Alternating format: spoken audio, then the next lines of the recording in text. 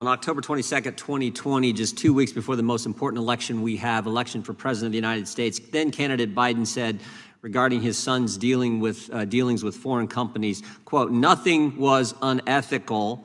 My son has not made money from Chinese business interest." Now, there are 4.8 million reasons why that statement was not accurate. And how do we know? How do we know that statement was not accurate? The Washington Post told us so last week. Not Mike Johnson, not President Trump, not Republicans. The Washington Post told us this last week. They did two stories last Wednesday, one at 11 a.m., one at 11:04 a.m. Two 8-page stories, 4 minutes apart, confirming what we already knew. The laptop was real. The eyewitness was real. The emails were real. The only thing fake 18 months ago in the run-up to the presidential election was the news. I find that amazing. Two 8-page stories, 4 minutes apart, saying the laptop is accurate, all the emails are accurate, saying this from the Washington Post, when for 18 months they said, no, it was Russian disinformation. I mean, think about what happened in the run-up to the most important election we have. Big media, big tech, and Democrats all colluded to bury that story. Something I think the American people would have liked to have known a little something about as they went to the polls to elect the commander-in-chief. And they were joined it wasn't just big tech, big media, and Democrats telling us something that wasn't true. They were joined by 51 former intelligence officials who told us it was Russian disinformation. Now think about this. This is funny how the story has changed. First, it wasn't his laptop. Then it was, it was his laptop, but it was Russian disinformation. Then it was, no, it wasn't Russian disinformation, but Joe Biden wasn't involved. And now it was, Joe was involved, but he did nothing wrong. Amazing how that's all changed in 18 months.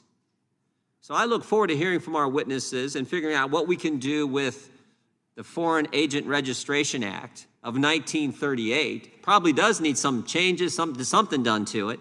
But the title of today's hearing is Enhancing FARA, the Foreign Agents Registration Act of 1938. How about we just figure out a way to apply it consistently?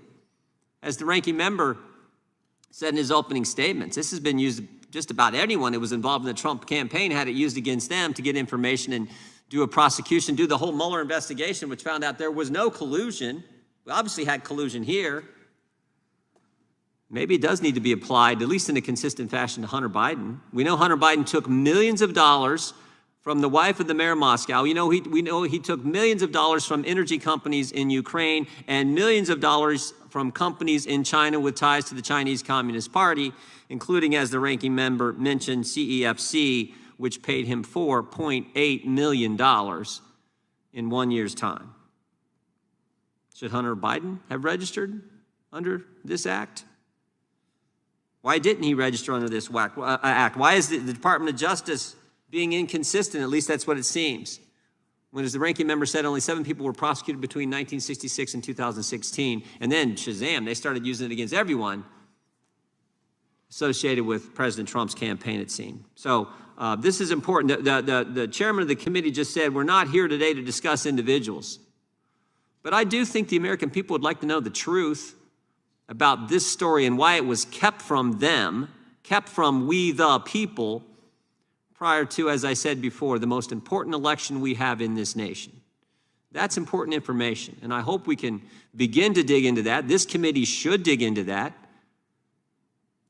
We should be all about making sure the American people get the truth and not have, as I said before, big tech, big media, Democrats, and 51 former intel officials. Our babies and vote for this act.